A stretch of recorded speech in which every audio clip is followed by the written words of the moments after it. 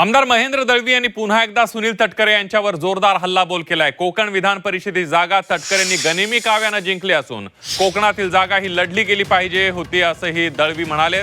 कोकण विधान परिषदेची निवडणूक होणं गरजेचं होतं, आम्ही ताकदीनं लढलो असतो आणि जिंकलो असतो असं सुद्धा दळवी म्हणाले।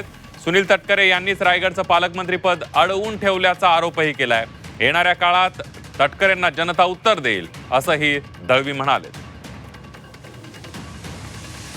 शेवटी तटकरेंनी गनिमी काव्याने ती लढाई जिंकली असं नक्की सांगता येईल।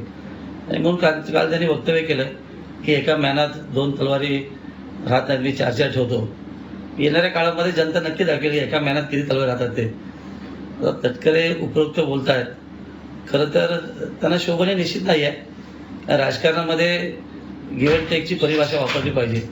मला असं वाटतं की झालेल्या निवडणुकीच्या संदर्भात कदाचित निवडणूक झाली असती तर आम्ही ताकदीत लढलो असताना जिंकून आणली असती, पण ते दुर्दैव कोकण जनतेचं की महायुतीचा धर्म पाळत असताना आम्ही आपली शीट पाठी घेतली